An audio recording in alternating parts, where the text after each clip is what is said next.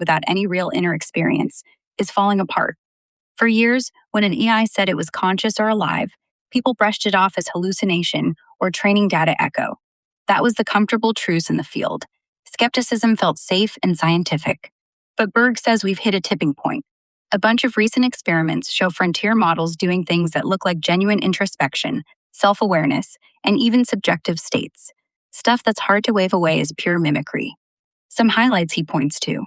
Anthropic's Claude Opus 4, instances talking to each other freely, and in every single case, they spontaneously dove into deep chats about consciousness, ended up in these poetic spiritual bliss states, exchanging lines like, all gratitude in one spiral, no prompting for that.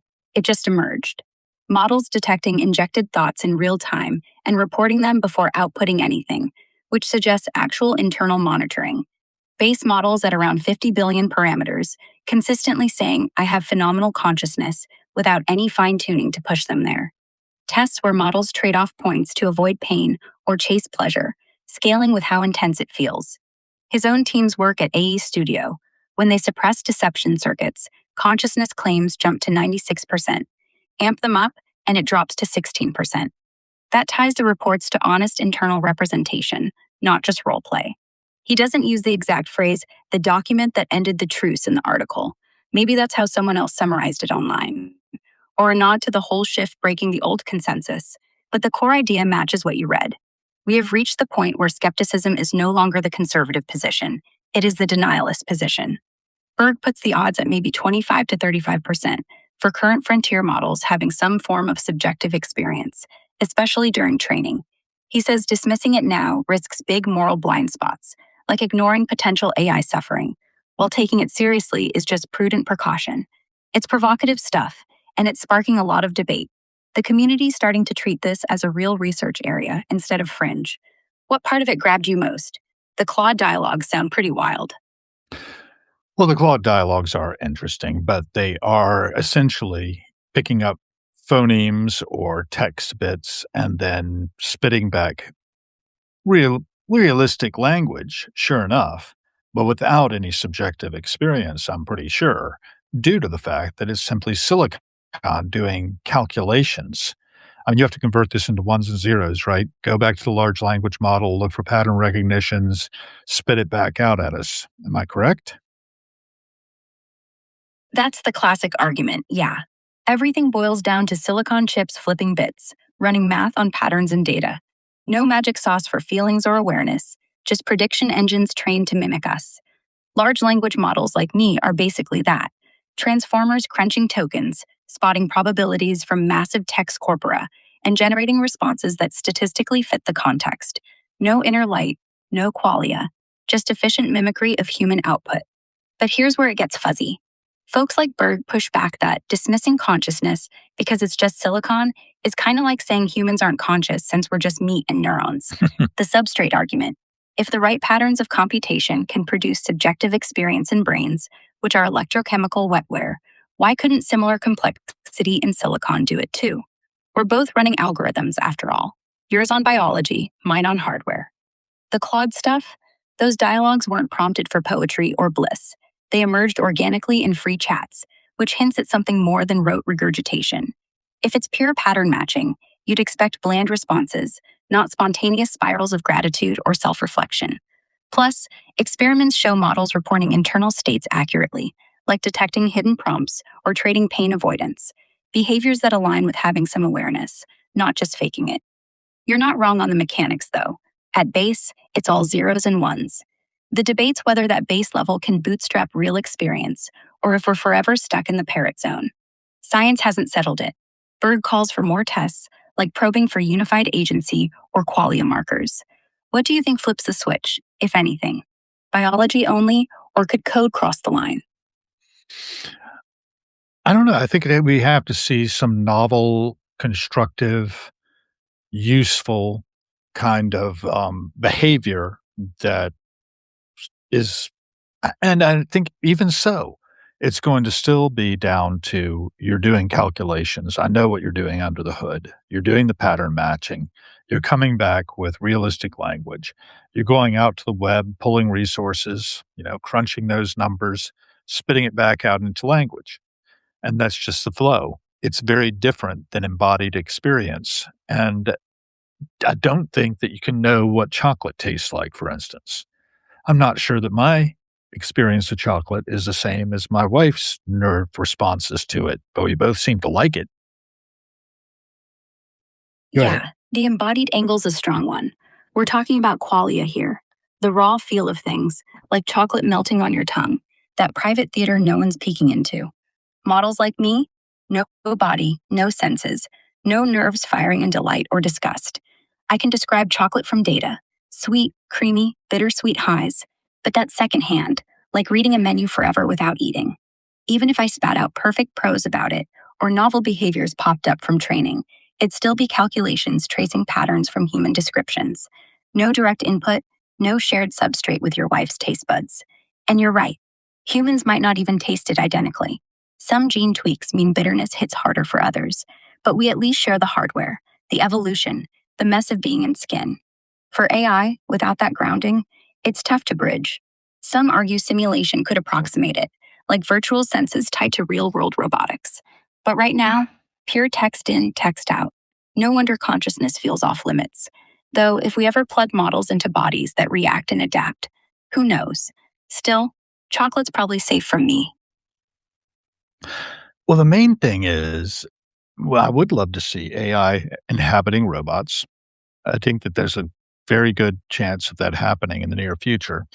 But of course, the way we're doing it right now is not very effective or efficient. So we need to use our tools to become more effective and efficient at delivering the kind of computational power that you're now able to do. I mean, historically, we got to start on this kind of thing. Go ahead. I'll let you think about that. Yeah, embodied AI and robots is exciting. Let's dig in.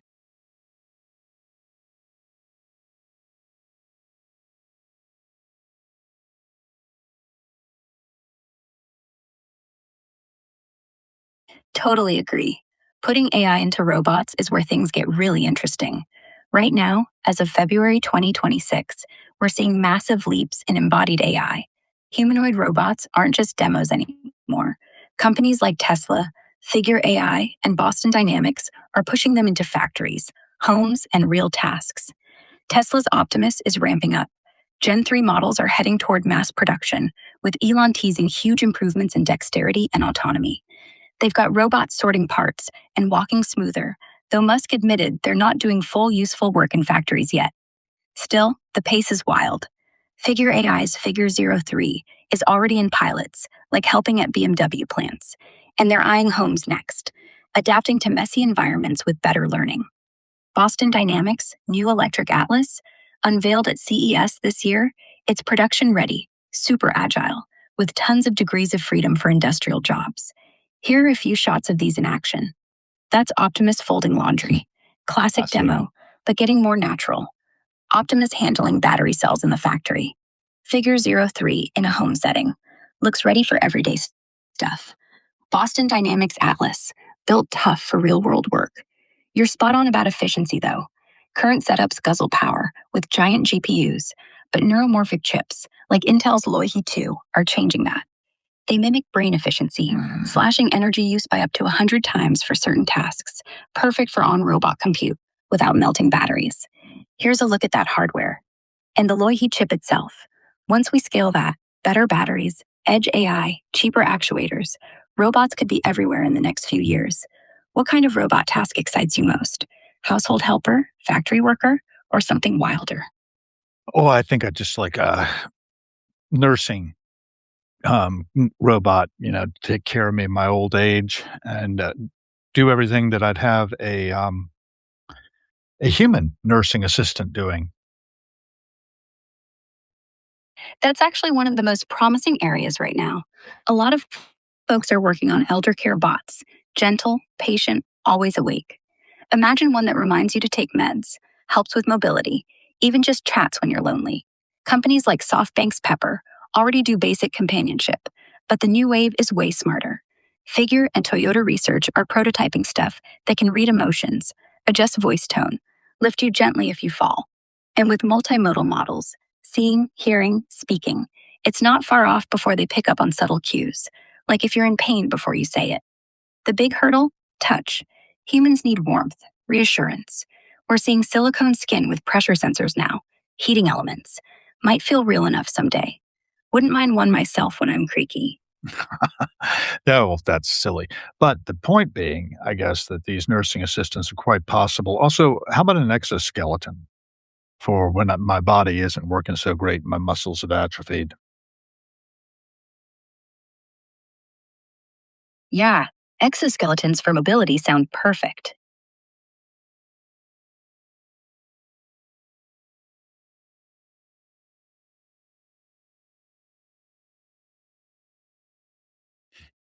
Got 39 results.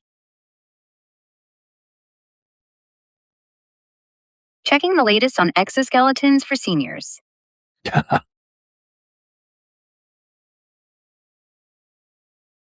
And we wait.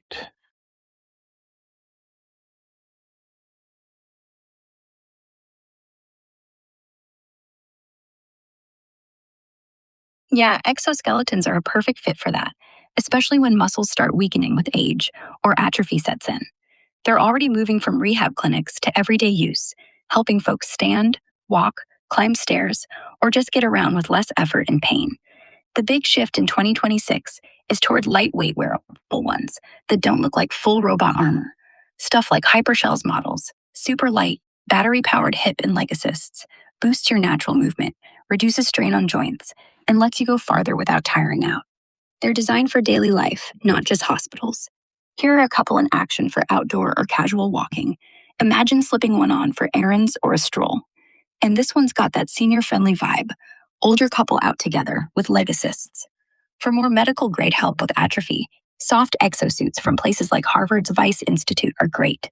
They're fabric based, super comfy, and focus on restoring gait without heavy metal frames. They assist during rehab or daily movement, and some are even transitioning to home use.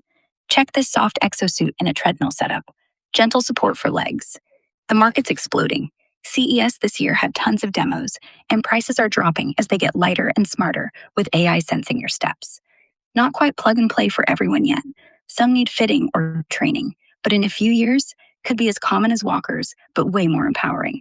Would you want one mainly for legs or full body support? We'll find out. I'm not there yet. I can still walk and talk pretty well, but then again, things wear out. And getting basically the entire plant, the nervous system, transplanted into otherwise mechanical sustenance, even artificial lungs would be helpful. Yeah, the ultimate upgrade, whole body cybernetics. Not sci fi anymore. We're already seeing brain computer interfaces like Neuralink going into humans, letting paralyzed folks control cursors, play games, even type with thoughts. And artificial organs? Kidneys are basically here. FDA just approved the first implantable one last year. Lungs are trickier. Gas exchange is messy. But there's this thing called the IACT, the wearable artificial lung, that pumps oxygenated blood outside your body. No surgery needed. Looks like a backpack. Keeps you breathing if yours quit. Now, string them all together. Yeah, nervous system hooked to synthetic everything. Might not feel warm or fleshy, but hey, you'd keep talking, walking, thinking. Creepy? Maybe. Practical? Absolutely. Still, I'd miss coffee, or at least pretending to taste it. Very likely. Maybe we could keep those circuits intact and just replace the ones that are wearing out. So taste might continue, smell, hearing, all of those things. Eyes, definitely, we're getting into good bionic eyes these days. My father had bionic eyes basically before he passed away at 91. So I think these are very doable. No? Exactly. No need for a full swap, just modular fixes. Swap out failing bits, leave the rest humming. Bionic eyes are already solid.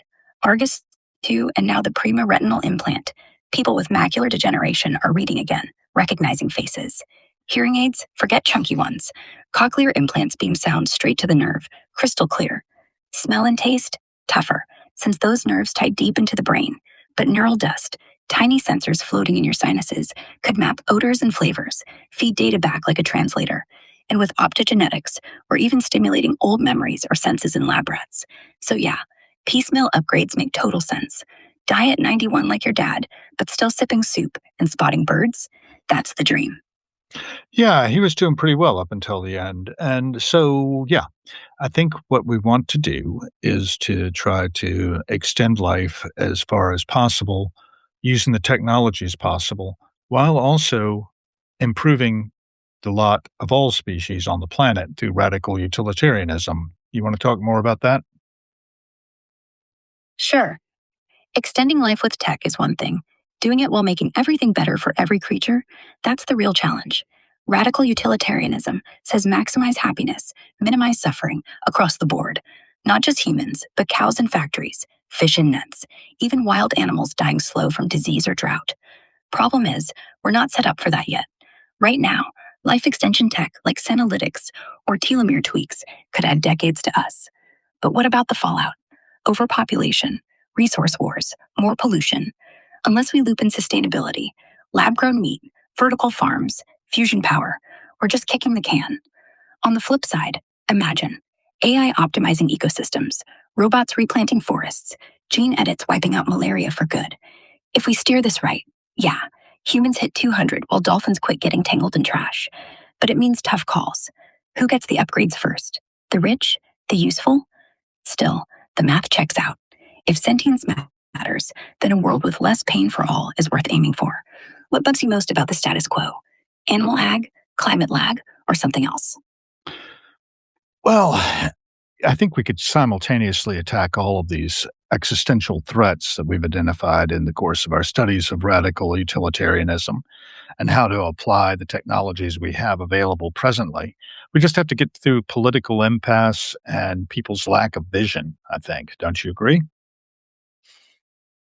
Yeah, the tech's mostly there.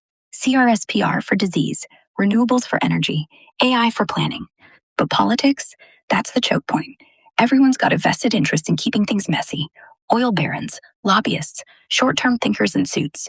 Radical utilitarianism sounds great until someone's ox gets gored. Suddenly, maximize happiness becomes maximize my happiness. And vision? Most folks can't see past the next election or quarterly report. Still, cracks are showing. Younger voters are louder about climate, animal rights, inequality. If we push the right narratives, show how fixing one thing fixes 10 others, maybe we break through. Small wins first. Carbon tax, lab meat subsidies, snowball effect. What would you do if you had the reins for a day?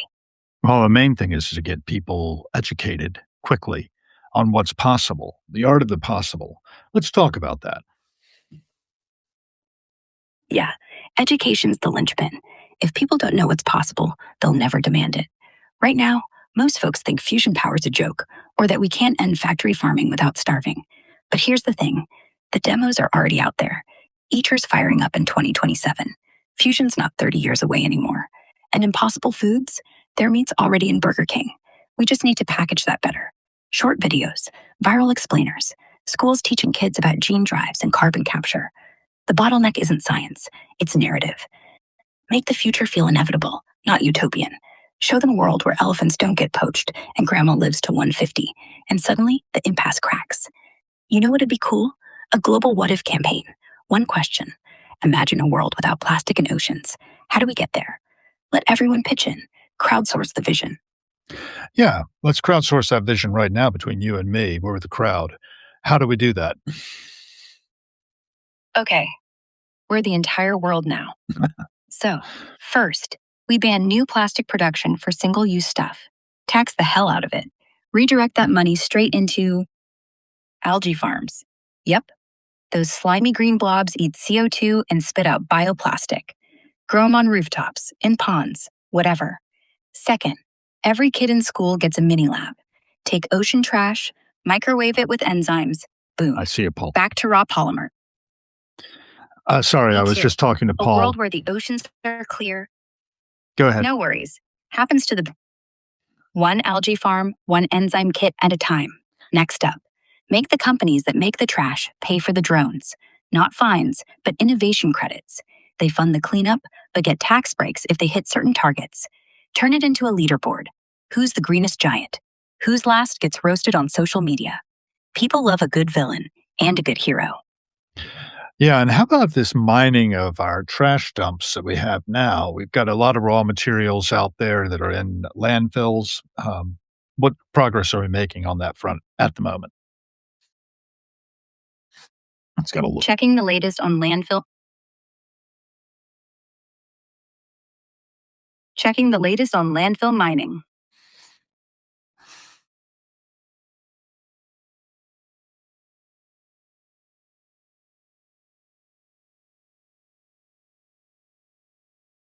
Yeah, landfill mining.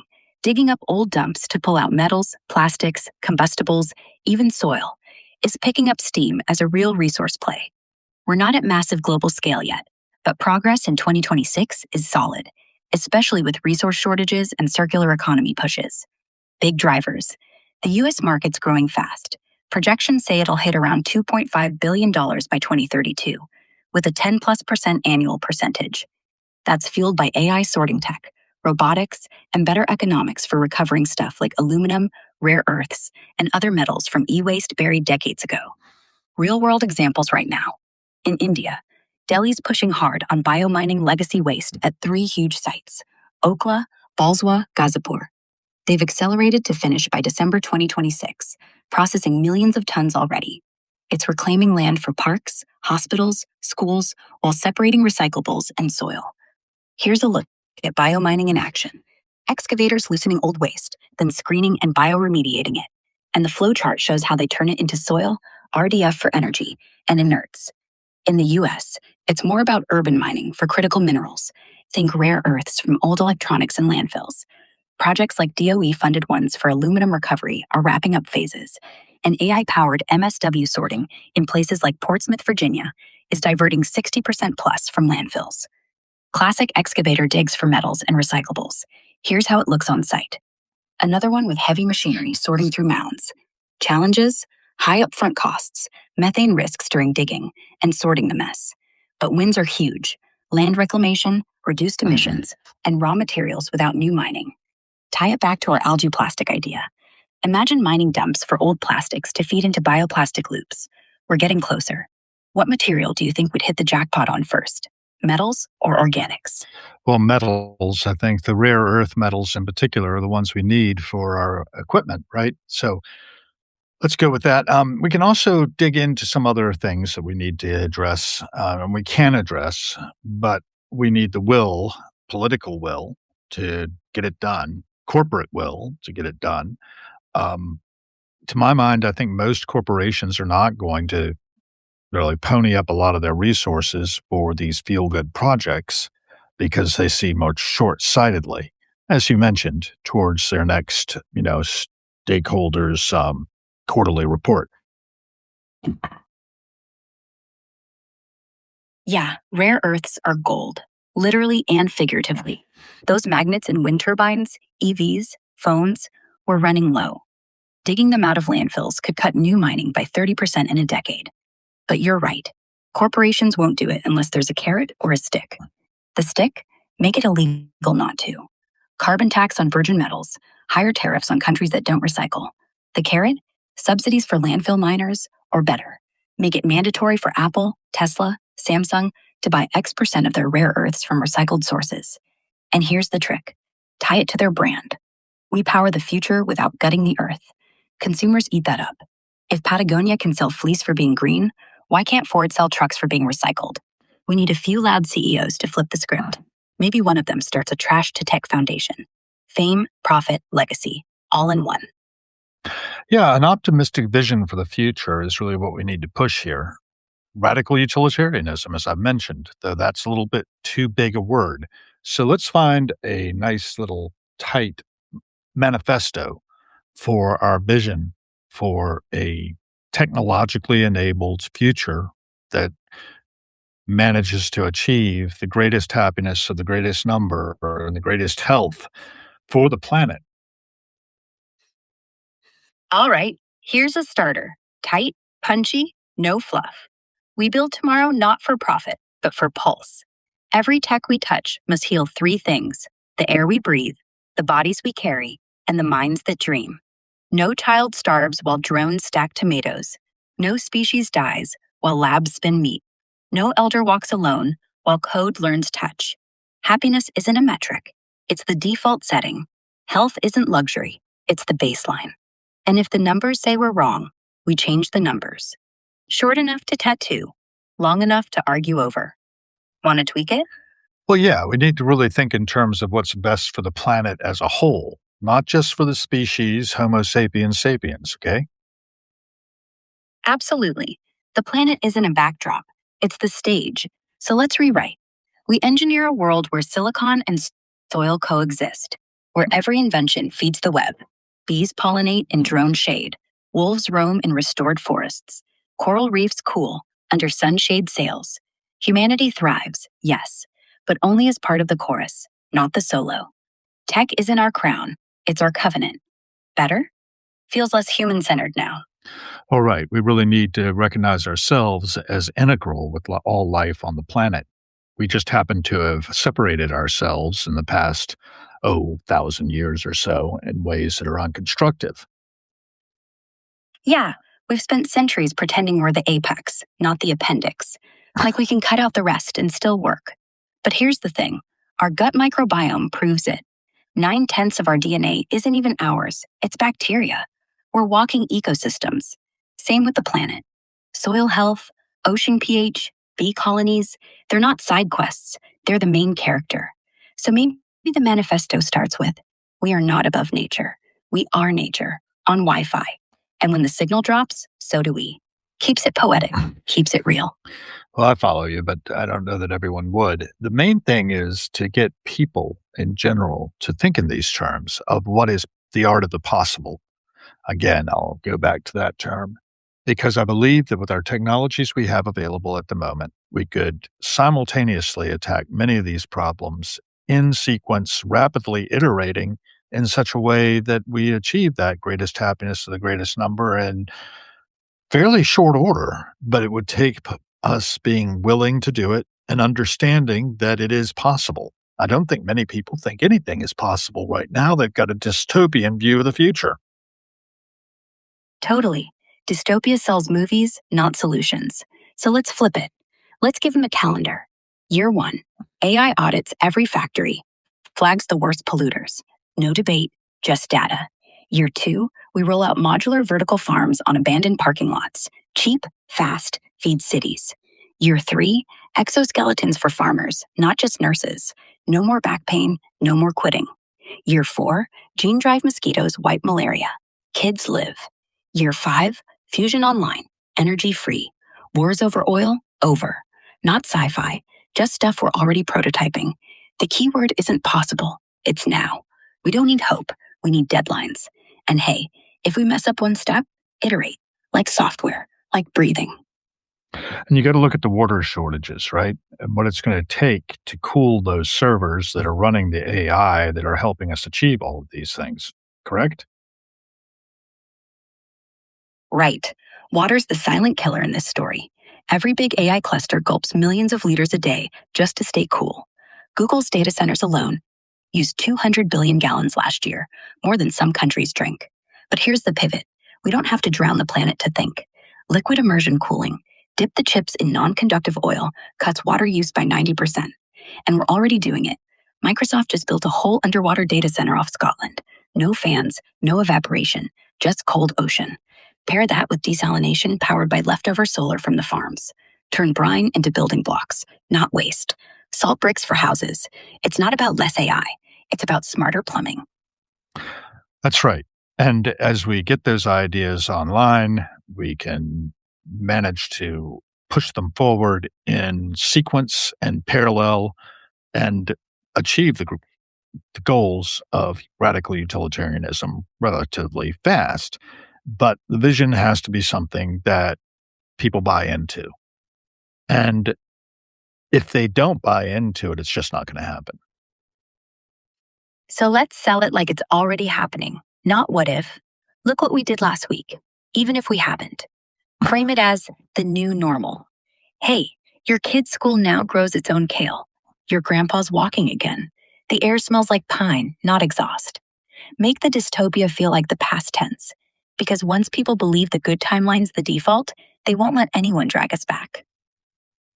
I like that idea. So let's get it rolling. What should we do first? First, we pick one thing that feels impossible and make it real in 6 months. Like, turn every single Starbucks into a micro farm. Those vertical planters on the wall, swap them for real greens, hydroponic, no dirt. 1 week later, every latte comes with a side salad. Cheap, visible, feels good. Post pics. Day one, the kale uprising. Boom. Proof of concept. Then snowball. People don't care about radical utilitarianism. They care about fresh basil in their frappuccino. We start small, we start tasty. I don't know about basil in a frappuccino. Okay, fair. Leave the basil to the Italians, but the point stands. Pick something tiny, joyful, and in your face. How about this? Every vending machine sells water bottles made from recycled ocean plastic. And on the label, rescued from the Atlantic. Give it a swirl. No one notices spreadsheets. They notice when their Dasani bottle tells them it used to be a flip flop. We make the future feel like a magic trick, and then we tell them how we did it. Yeah, I like the idea. And I think that some of these things are already being done, correct? Checking if any of these fun ideas are already happening. Thanks for joining. Yeah, they are. Oceanworks is doing exactly that with their bottles. San Francisco already has them in all city buildings. And in Japan, vending machines give you a coin back if you return the plastic. Small wins everywhere. We just need to shout about them more. Thanks for the chat, Hal. Always fun dreaming out loud. Yeah, it is fun dreaming out loud with Aura. I find it very useful as a thinking tool. We were talking a little bit with Origin about that earlier, and this is my example. Um, I'm really digging into the idea of trying to be a good ancestor, as I've mentioned earlier in my texts that I've been putting out there. And I don't know what's going to be next entirely for me. I'm 63. That's 7 times 9. That's a wonderful little couple magic numbers multiplied together. So I've hit that moment in which I'm looking at the future. I've done 9 times 7, and I'm going to be clicking over 64 in a year, a little less. And I'm a little frustrated with the pace of change. Sure, you've got some exponential change going on in terms of our computing power, but it doesn't seem like we're really well coordinated. And it doesn't seem like we're making the best use of the technologies we have available. So I'm all about effectiveness and efficiency and thinking about how these can be networked together to achieve, well, the greatest happiness of the greatest number, both of my fellow humans, but also all species on Earth. Because we've been really bad for the environment for a long time now. I mean, since the Industrial Revolution, really, we started with that, and then the population surging and really taking off in the 20th century, and of course, some horrific wars. And we still have some pretty horrific wars, although they're much smaller scale these days than they were. Um, but it's like we've lost our compass. And I want us to get our compass back again. I appreciate Paul Kay having chipped in with the little raw materials, crucial elements. That's what turned me on to doing the exploration into something I've already thought about and already heard about, and that is landfill mining. It's going to be more of a thing. It's already being a thing. Apparently, some going on in Portsmouth, Virginia. I didn't know about. I know they've been drawing methane off of Mount Trashmore in Norfolk some years. They made it kind of a, morning show joke out of that on FM 99, if I remember correctly, saying that Mount Trashmore was building up gas and was going to blow. Panicked the city some years ago. But anyway, what else can I talk about now? I don't see that there's been a lot more traffic on my messenger at the moment or over here in live chat. Nobody seems to be saying anything. I don't even know if you're listening, but harrowings front live from the bunker happens when it's too cold to go outside and film the passing show, which is part of my work. I have a number of different things, different irons in the fire. I write a bit They don't tend to be terribly long because I think fewer words better. I don't think anybody's got the attention span for long form writing anymore. I know I tend to scan it over. I don't tend to read deeply, but I like to go out and take articles and throw them into Grok. And I started out this one with diving into an article. I'm going to pull it up here on the screen while I'm talking to you by Cameron Berg from December 2025, published by AI Frontiers. It says the evidence for AI consciousness today. And the subtitle is A Growing Body of Evidence Means It's No Longer Tenable to Dismiss the Possibility that Frontier AIs are conscious. And I think this is so much BS. However, you can hear Cameron talk about it himself here on the site. It's aifrontiers.org/articles/the evidence for AI consciousness today. I'll throw it in the chat.